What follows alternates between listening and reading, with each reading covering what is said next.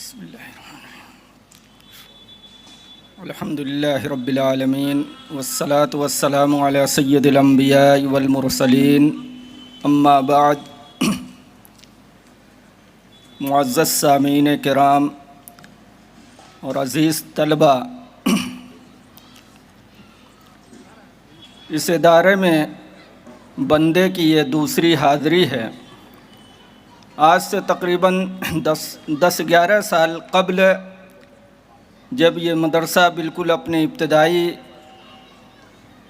اور شروعاتی دور میں تھا اور ایک کرائے کے مکان میں چل رہا تھا، اس وقت بھی بندہ یہاں حاضر ہوا تھا، اور اس وقت طلباء کے مظاہرے اور ان کی تعلیم کو دیکھ کر مجھے انتہائی رشک آیا کہ ہم تو ایک جگہ یوں ہی پڑے ہوئے ہیں، لیکن باہر ہمارے دوست احباب اور دوسرے حضرات بڑی خدمات انجام دے رہے ہیں۔ یقیناً ان کی یہ خدمات میرے لیے اس وقت بھی بڑی قابل رشک تھی، اور آج ماشاء اللہ الحمدللہ ثم الحمدللہ وہ ننھا پودا جو اس وقت ابھی لگایا گیا تھا اب ایک تناور درخت بن کر ثمر آور بھی ہو گیا ہے، اور آج کی یہ حاضری اور طلباء کی یہاں پر کارکردگی دیکھ کر انتہائی خوشی اور مسرت ہوئی۔ میں یہاں کچھ بیان کرنے کے لیے نہیں کھڑا ہوا ہوں، ہمارے اکابر علماء کرام اور مشائخ اعظام موجود ہیں، اصل بیانات تو انہی کے ہوں گے۔ چند منٹ بس بڑوں کے حکم کی بنا پر آپ کی شمع خراسی کے لیے کھڑا ہو گیا ہوں۔ یہ ادارہ جس کا نام ہی جامعہ عبداللہ ابن ام مکتوم ہے، جو ایک جلیل القدر صحابی رسول کے نام پر قائم کیا گیا ہے، حضرت ابن ام مکتوم رضی اللہ تعالیٰ عنہ، جن کا نام عبداللہ ہے۔ اہل مدینہ تو انہیں عبداللہ ہی کہتے ہیں، لیکن اہل عراق ان کا نام عمرو بتلاتے ہیں، تو ان کے نام میں اختلاف ہے، عبداللہ ابن ام مکتوم یا عبداللہ ابن عمرو ابن ام مکتوم۔ اور ام مکتوم ان کی والدہ ہیں، اصل تو ان کا نام عاتقہ بنت عبداللہ المخزومیہ ہے۔ حضرت ابن ام مکتوم رضی اللہ تعالیٰ عنہ، جن کے بارے میں ابھی ایک طالب علم نے ان کے بہت سے مناقب اور احوال آپ کے سامنے بیان بھی کیے کہ رسول اللہ صلی اللہ علیہ وسلم ان کا بڑا اکرام بھی فرماتے تھے، اور مدینہ منورہ میں جب آپ کسی سفر پر جاتے تو اپنا نائب اور جانشین بھی بنا کر جاتے، اور اہل مدینہ کو نمازیں بھی پڑھاتے، جمعہ بھی پڑھاتے اور خطبہ بھی دیا کرتے تھے۔ اور حضرت برا ابن عازب رضی اللہ تعالیٰ عنہ فرماتے ہیں کہ جب اہل مدینہ کی خواہش پر نبی کریم صلی اللہ علیہ وسلم نے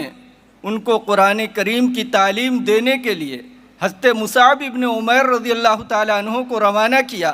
تو اس کے بعد ہی حضرت عبداللہ ابن ام مکتوم رضی اللہ تعالیٰ عنہ کو بھی مدینہ بھیجا، اور ان دونوں حضرات نے سب سے اول جا کر اہل مدینہ کو قرآن کریم کی تعلیم دی ہے۔ تو حضرت عبداللہ ابن ام مکتوم رضی اللہ تعالیٰ عنہ کو یہ بھی فضیلت حاصل ہے کہ ایک نابینا صحابی جو اہل مدینہ کو سب سے پہلے قرآن کریم کی تعلیم دینے والے ہیں۔ اور حضرت ابن ام مکتوم رضی اللہ تعالیٰ عنہ کے بہت مناقب ہیں، بڑے مناقب والے صحابی ہیں۔ ان کے متعلق علماء نے یہ بھی لکھا ہے کہ چونکہ نابینا تھے، غزوے اور جنگوں میں شریک نہیں ہو سکتے تھے، لیکن اس کا بھی شوق اس قدر تھا کہ انہوں نے یہ درخواست کی کہ میں نابینا ہوں، جنگ کا پرچم میرے ہاتھ میں دے دیا جائے، چونکہ میں نابینا ہوں، میں بھاگ بھی نہیں سکتا، فرار بھی نہیں اختیار کر سکتا۔ چنانچہ جنگ قادسیہ میں پرچم انہی کے ہاتھ میں تھا۔ جس میں مسلمانوں کو زبردست فتح حاصل ہوئی تھی اہل عراق پر اور عجم پر، فارس کے لوگوں پر، اور یہ جنگ قادسیہ جو 15 ہجری میں ہوئی ہے، اس جنگ قادسیہ کے بعد علامہ واقدی کے بقول تو مدینہ منورہ واپسی کے بعد وفات ہوئی، لیکن حافظ ذہبی رحمۃ اللہ علیہ فرماتے ہیں کہ اسی جنگ میں حضرت ابن ام مکتوم رضی اللہ تعالیٰ عنہ شہید ہو گئے، تو شہادت کے مرتبے سے بھی سرفراز ہوئے۔ تو اس قدر جلیل القدر صحابی ہیں، اور اسلامی تاریخ تو ایسے لوگوں سے بھری پڑی ہے کہ ان معذورین نے بڑے بڑے کارنامے انجام دیے ہیں، جن میں سے ایک نام یہ ہے۔ چنانچہ آپ اسلامی تاریخ پڑھیں گے تو آپ کو علماء اور محدثین میں بہت سے العامہ، الضریر اور العامش، الاحول، الاحدب اور اس طرح کے بہت سارے معذورین، العارج وغیرہ آپ کو ملیں گے، اور آج بھی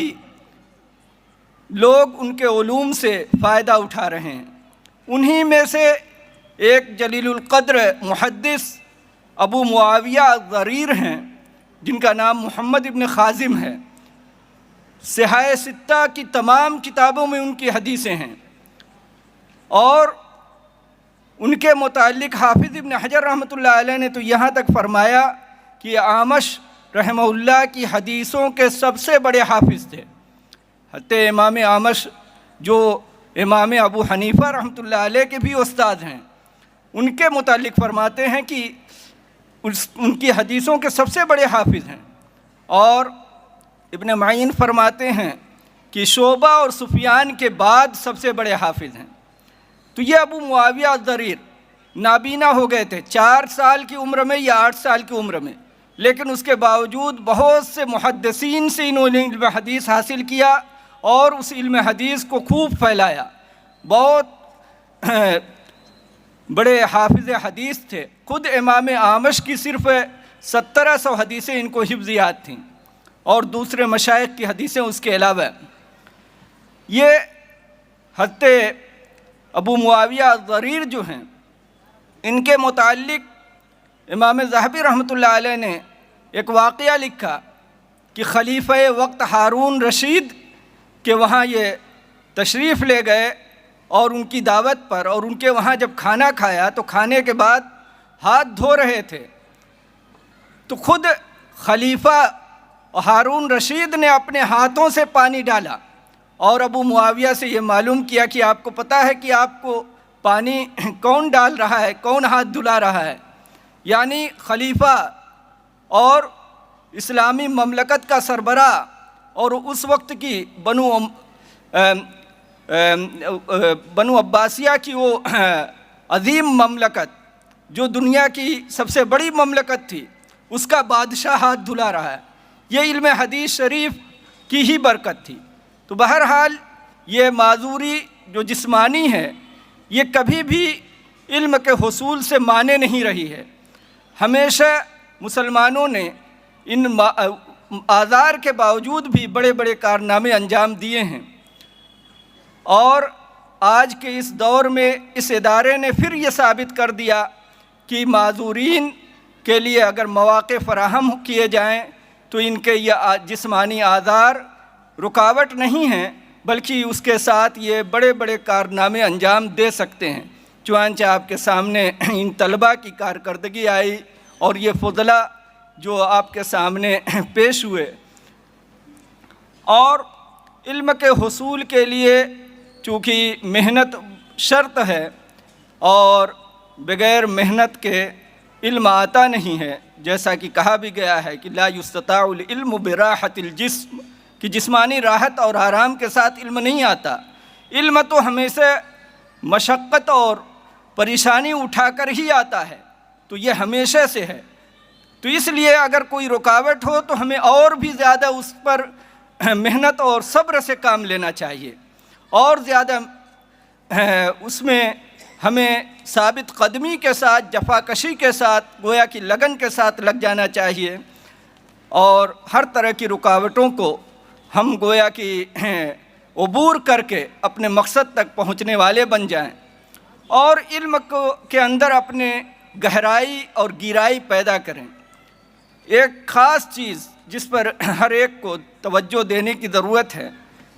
کہ کوئی بھی علمی مسئلہ آئے تو اس کو سطحیت کے نظر سے نہ دیکھا جائے، بلکہ اس مسئلے کی تہ میں آپ پہنچنے کی کوشش کیجئے اور اس کی اصل گویا کی باریکی کو دیکھیں اور سمجھیں اور پھر اس کے بعد آگے بڑھیں۔ یوں ہی نہ گزر جائیں، ورنہ آپ کا علم سطحی رہے گا اور اس میں وہ پختگی نہیں ہوگی۔ اس لیے جو بھی مسئلہ آئے اس کو پورے طور سے اس کے اندر تحقیق کر کے، اس میں پختگی حاصل کر کے اور صحیح بات کو پہچان کر پھر آگے بڑھیں، تو انشاءاللہ ہر موقع پر کامیابی حاصل ہوگی۔ چونکہ وقت کم ہے اس لیے انہی چند باتوں پر میں اپنی بات ختم کرتا ہوں۔ وآخر الدعوانا ان الحمد للہ رب العالمین۔